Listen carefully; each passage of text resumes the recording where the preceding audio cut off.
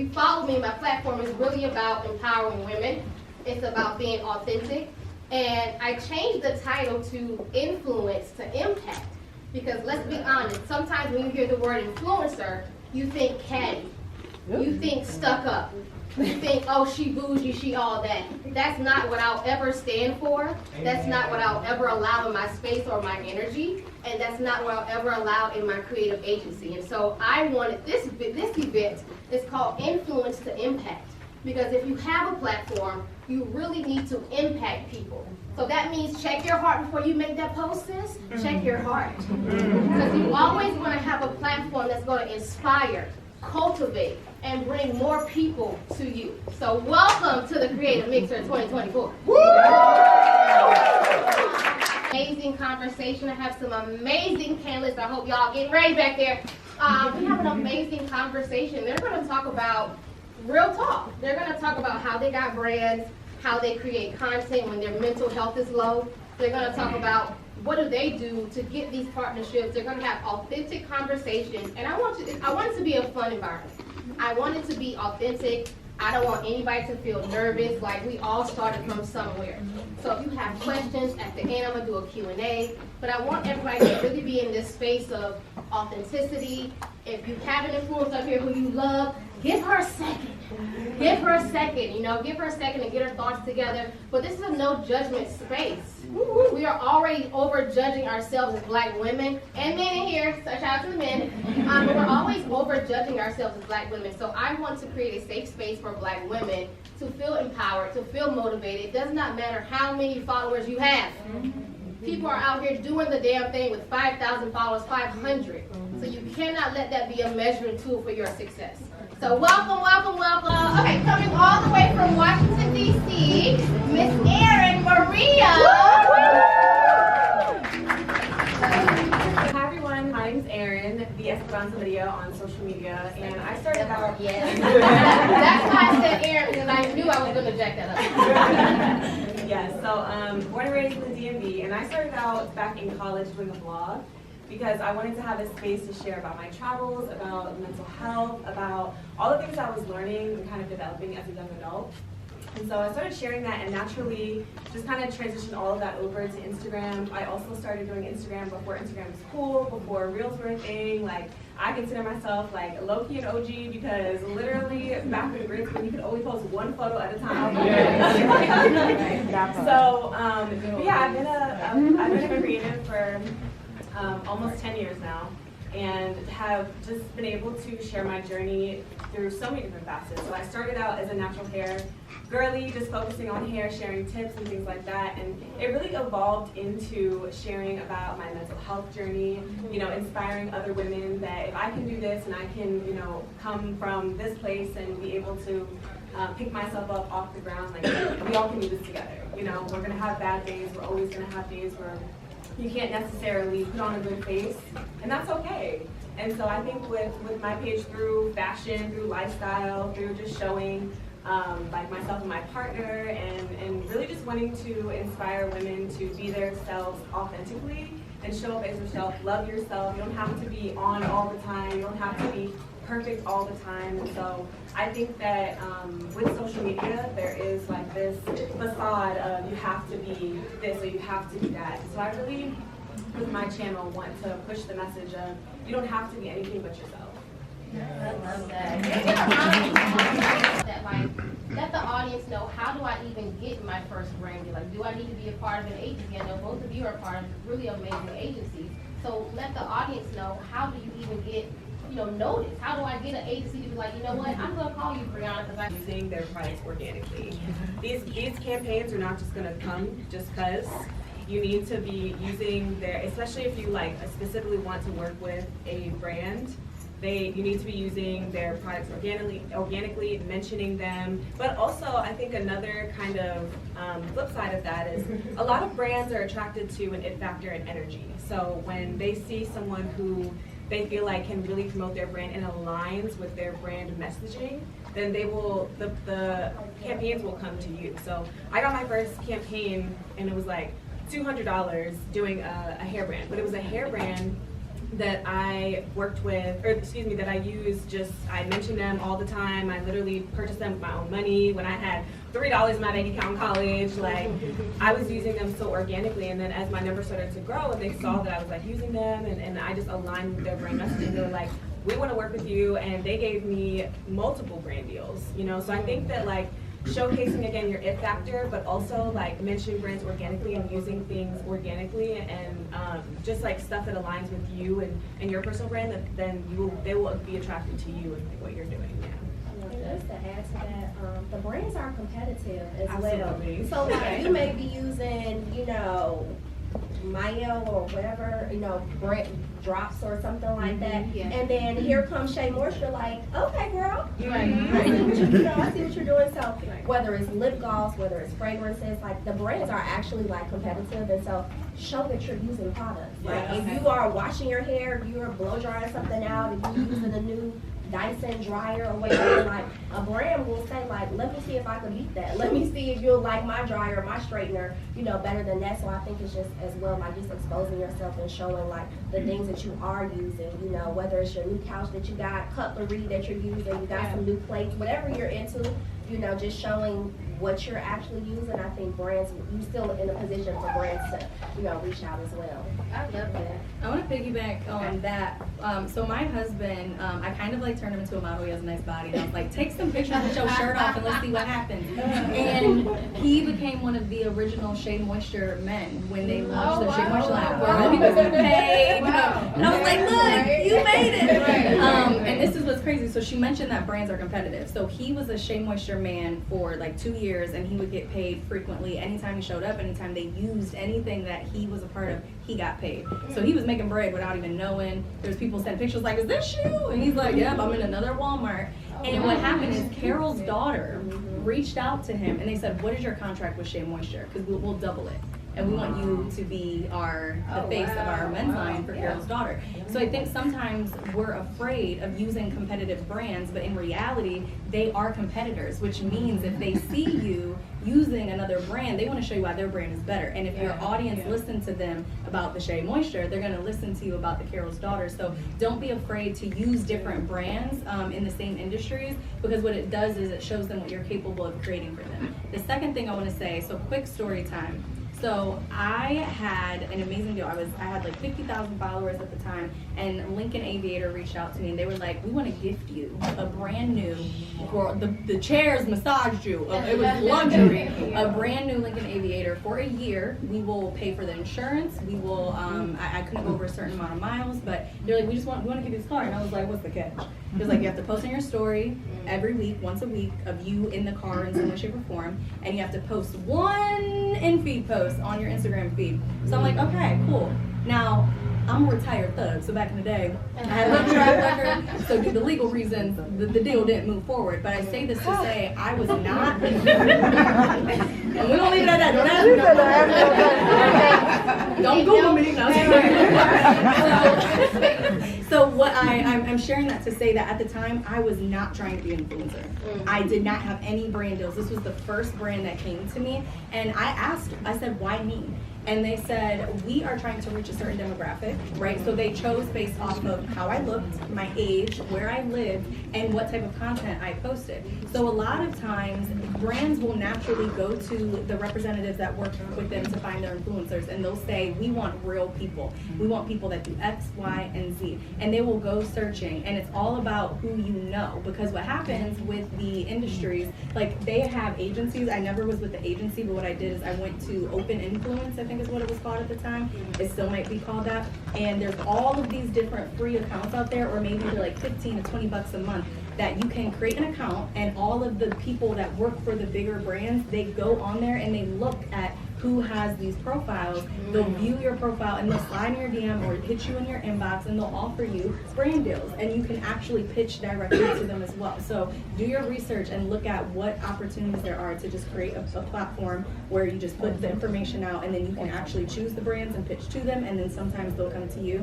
because that's how I got that. I did one experience with Open Influence where it was like something like this, and they were like, we love your personality, you're so great. And I still remember to say, little white girl, Emily, she was like, I love you, you're so great. And I was like, all right, girl, let me know, you know, I'm trying to be an influencer. And that's how it came. So you never know who you're talking to, who's in the room. Just always be open and authentic. I love that. Yeah. I would say your consistency as well, because brands will pick you up just because they see that you're consistent.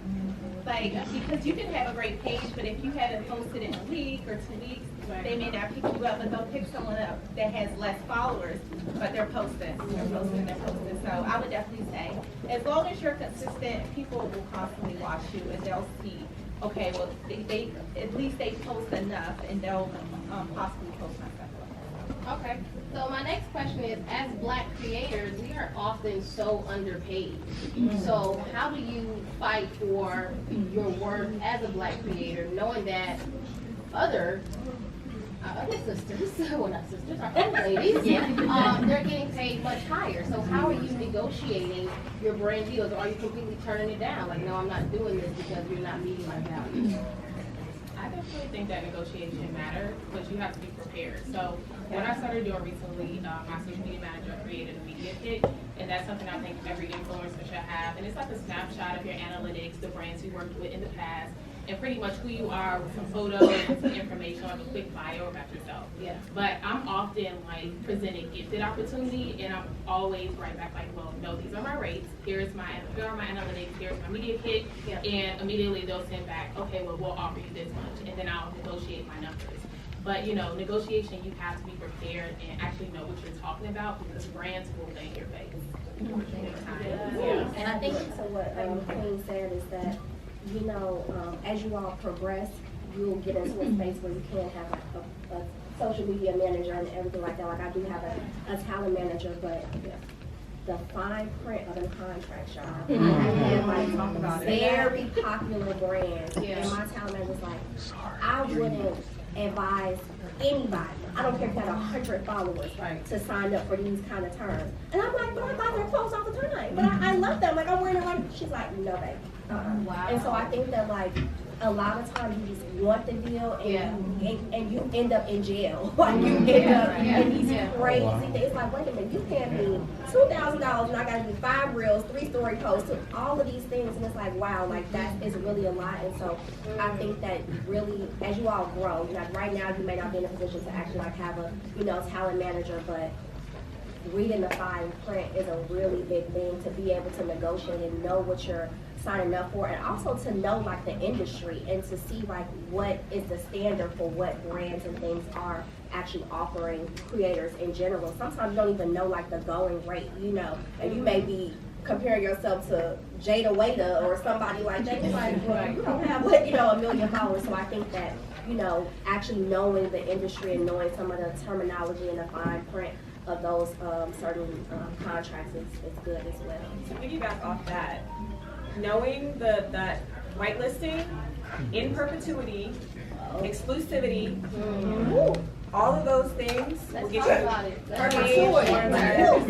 do not, if anything in a contract, and you have to read your contracts, because before I had management, I had to read my own contracts. I had to learn these things, research these words. I'm not a lawyer. I don't know what any of this stuff means.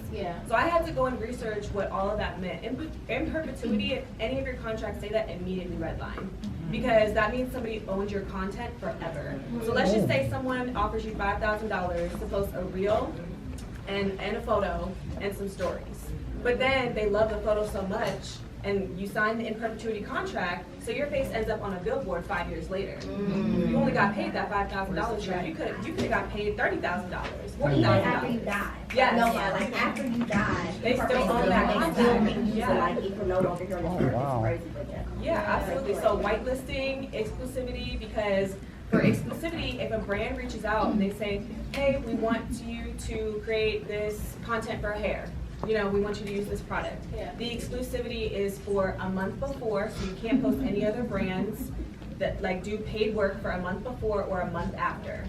That means that if a brand reaches out, let's just say they were paying you, again, $5,000, and another brand reaches out and they want to pay you double that. They want to pay you 10, you can't accept that campaign. You have to see if the other brand will push the campaign back so that you can take both. But if you negotiate that exclusivity down to like a day before and a day after, you can take the other brand deal and you get more bags. So knowing those words, knowing how to read contracts and just knowing the vernacular of this industry is so important so that you don't get taken advantage of, because honestly, even after 8 to 10 years of being in this industry, there are still things that my talent manager and my campaign manager are like, okay, so we looked over the contract and like legal was like big red lines in this and red lines in that. And then brands will give you pushback. My best friend just did a huge deal with a very, very big brand. And they wanted to own her content in perpetuity. But her manager, they went back and forth for a month. And you have to be not be afraid to potentially lose the deal. You know, because if they own that content, they can do anything with it. You have to be careful. Thank you for sharing that. So my next question is, but we are the brand gladiators at Big Card Solutions. We're missing about 8 people, but I have to shout out these amazing ladies. I ran out of roses, I love y'all. But they are really the brainchild behind what we do. Gen Z is so amazing. I feel like I'm 35 and I'm old as a millennial. But utilize young women. It's really about uplifting our younger generation. I tell them all the time, I do not want to be the face of this company. I am preparing this company to be evaluated and be acquired and be sold. This is all of y'all. This is what it's about, preparing the younger generation to be great. So if you are a woman in this room, prepare yourself to help another woman. That's what it's about. It's Women's History Month. We got to really do it. So thank you, ladies, so much for all of your work. This Ron David, come up here, please. Your fabulous self. This young man, I need a flower. I need. I'm gonna get you another flower. Stop. So, okay, I gotta tell y'all about my great friend Ron. He hates me on the spot, y'all. So I turn around so that people can see him. I was walking by, as I always do, and I said, oh my God, this man is amazing, this store is amazing, like, I need to know who you are. But the first day I walked in your store, I was going through, and I'm trying to cry, I was going through so much when I walked by your store, and I immediately walked in here and just felt release. And you said, sis, I don't know what you're going through, but I'm about to get you some. And I was like, oh my God, thank you. So you have the purest heart. I came to you 8 days ago. I said, well, I want to do something. He's like, Kurt, use my store. Wow. You want people like that in your corner. Wow. So this rose is for you.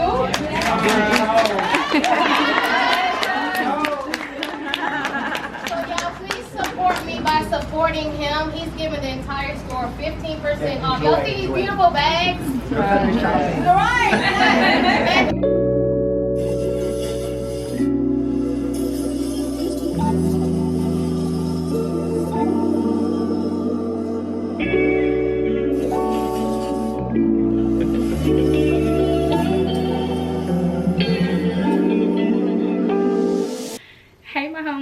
Welcome back to my channel. I'm Wanda. If you're a returning subscriber, hey homegirl, what's going on? If you're a new subscriber, hey girl, think about subscribing before you go, and as always, don't forget to like, comment, subscribe. Hey y'all, happy Thursday. You saw I went to a creators event. I mean, like, who is she? Y'all, but I ain't about to go to y'all. I was not about to go, only because I didn't get up to 6 and the event started at 6:30 and it was already 30 minutes away. I was late. I didn't get this till like 6:45, but it was okay because the actual panel didn't start till 7, so I'm so glad that I didn't miss anything. So it was like a creators mixer, so it was really, really cool. Met some creators and mingled, seen some people that I already knew there, and it was really, really cool. So I'm so glad I went. Girl, I was so hot. Y'all know I be having hot flashes. I don't know if it was just too many people in there, but it was so hot, and then they didn't have no seats for us to sit down, and I wore heels, and I was just like, oh my God, I should have worn flats. My calves were burning. So that means I need to up that incline on that treadmill. Because baby, my calves should not have been burning the way they were burning today. So oh my Lord. And I think I jinxed myself because I was telling my friend earlier, I was like, yeah, I'm gonna wear heels. And I was like, I hope they got seats because, you know, girl, my calves, they get this screaming. Be like, we gotta sit down, we hurt. Yeah, I basically jinxed myself. It's like, what the hell? But it was cool. I don't know. I was acting like, girl, I fake got in my little shy bag. And I was just like, oh my God, you're really annoying. But no, I'm not gonna say that I was really annoying. It was because I was hot. I started getting hot again. Then I cooled over and I got hot again. And I was like, oh, okay. Once it was over, I was like, yeah, I gotta go. So I'm kind of mad I didn't get to take pictures with people, but it was cool. Like, it's okay. But I'm mad because I seen one creator and I forgot she is from the DMV. And she was there. And I was like, oh my God. Because at first I was like, is that her? And I was like, no, that's not her. And I seen her chilling. I was like, oh my God, that is her. The bitch. She's a plus size creator. Like, I'll have her on the screen. Like, oh my God. I was like, what the fuck? But it was cool. But y'all, it is about to be 10:30. Oh, and then y'all saw I had some I went to this Mexican spot. It was in the same cafe that I went to at the last creator event. Those burrito tacos, oh my God, A1. But it's going on 10:30. I gotta go take a shower and get into bed because I have to get up at 6 in the morning. We're going on a field trip tomorrow, guys. Yeah, with my godson in school. Well, I'm gonna be with both of them, but mainly I'm there for him because he a runner, so he needs somebody with him. They didn't already call me on it and request me. They like, yeah, so auntie, are you available to come on the field trip? Mind you, I already went to the first one, so y'all requested me to come back with a second one. Oh, well, alright, cool. So I'm there. We're going to the Baltimore Aquarium, so that should be fun. So I need to pick out my clothes.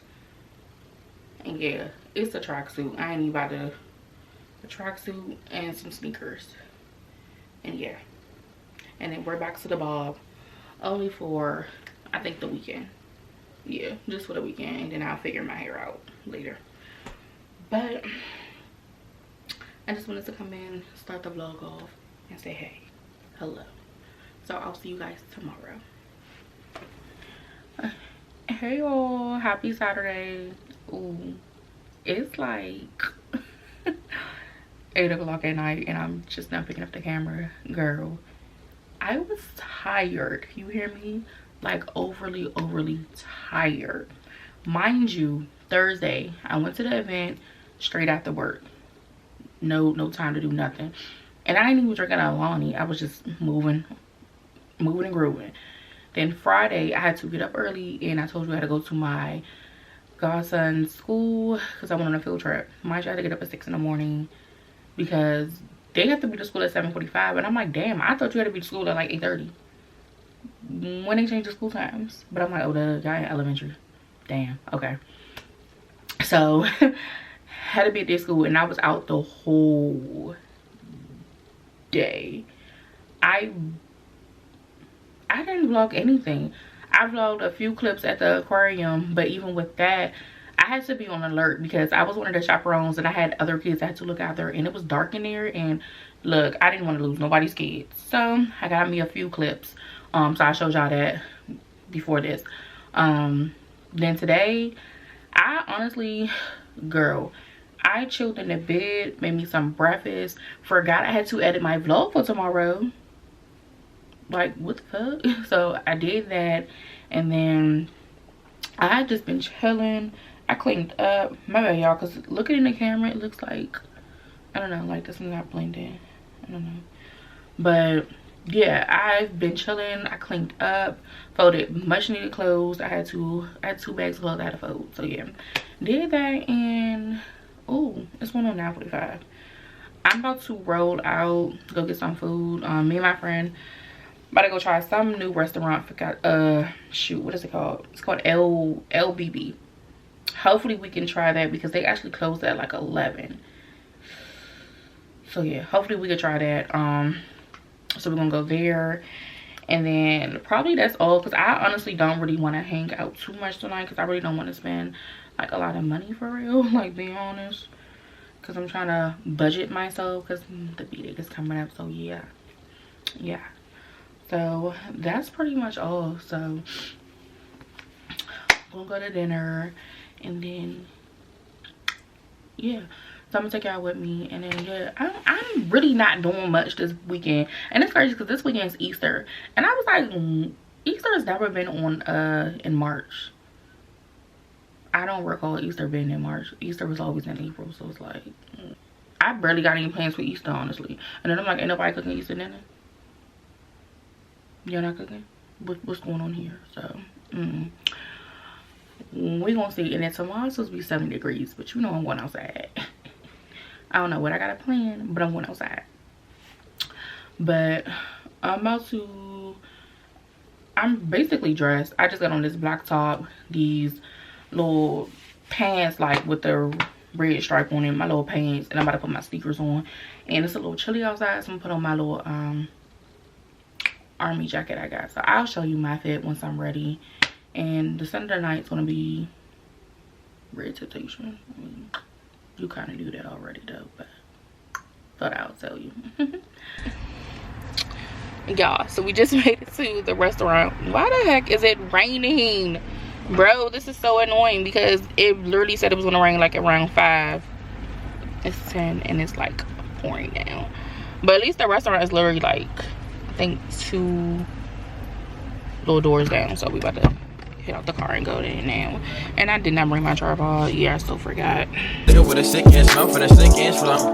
Catch up in around me, nigga, and I'm playing when I'm coming for the kitty, got my folk goddamn. Do it for my niggas and the ghost right there. Do it for my niggas and the ghost right now. Niggas got killed for the boy, living dreams in the hills, and they running for the boy right now. Goddamn, by the time with a year.